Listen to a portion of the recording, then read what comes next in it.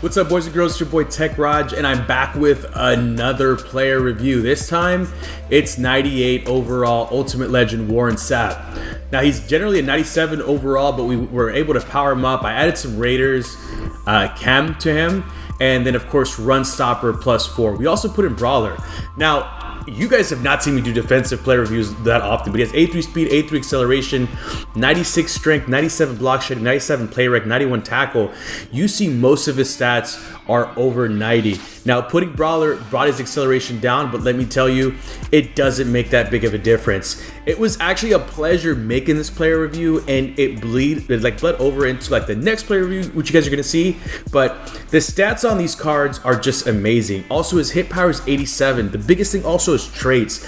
You guys should always be on Mutthead looking at traits, because this guy has the big hitter trait, believe it or not. So there was many times when he just surprised me with kind of what he has. Again, as always, I add these abilities. I did Reach Elite, I did Run Stopper, and then also Pass Rush Elite with the Run Stuffer,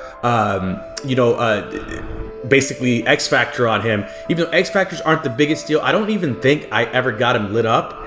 But when it comes to the gameplay itself, guys, and right here real quick, I'm just going to show you the tier 3 abilities that he has. He has some pretty good ones, through and throughout, to be honest with you. But like, I've never personally activated a defensive tackle. Defensive tackle is actually a weaker position for me, but activating him is a huge deal. Now, at the first couple of highlights that you're going to see here, guess what, guys? I forgot to activate him.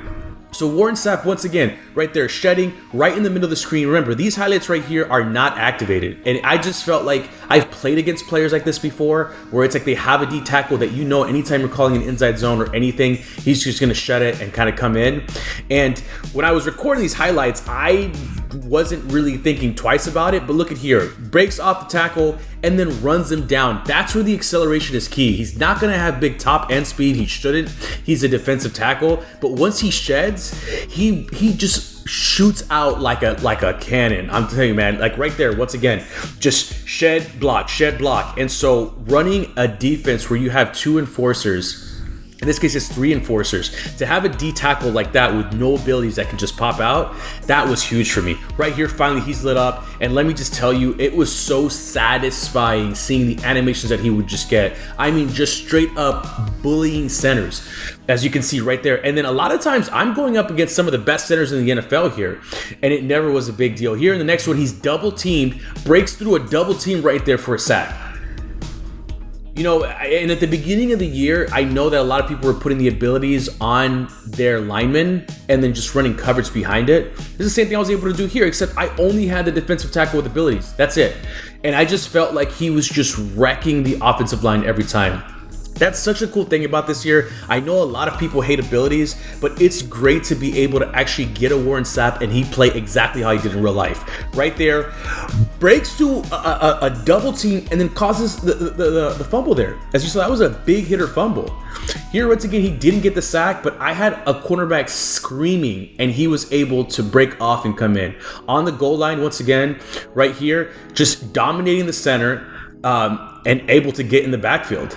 So if I show you right here, the very next play, once again, we're on the goal line. He's going to try to run at me one more time. The reason why I didn't even edit this is because I just wanted to show you, once again, ability just acts up right there. He breaks off back-to-back on the goal line. He's pretty much doing a goal line stand by himself.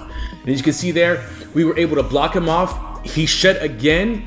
Quarterback had to make a quick throw. Almost was an interception. He's in the Lions uniform now because I went into the Megatron play review that I started editing, and look, he started just going crazy for me. So at some point I was just like, you know what, I'm just gonna sit back in coverage and just let this guy go. And then he went.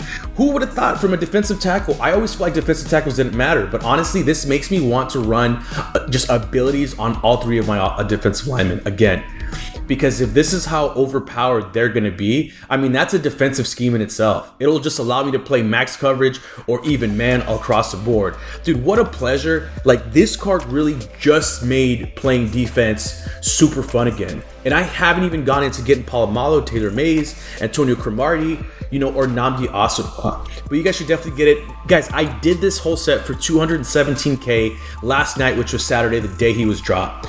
So take a look at the at the sets, see if it's cheaper to do them. Right now, most of these Ultimate Legends outside of Calvin, I think you can get done for pretty cheap. And what I mean by pretty cheap is anywhere between like 200 and 300K, and that's without snipes. Anyway, go out and get you this Warren Sapp. I haven't tried the Chris Baker. I haven't tried the Eric Armstead. And I think the other one that I have is the other 49ers defensive tackle. I can't think about him right now, Buckner. But this Warren Sapp, get him on your squad if you haven't. Do whatever you got to do. He's great. Anyway, drop a like, subscribe if you're new. Most importantly, take care of yourself. Peace.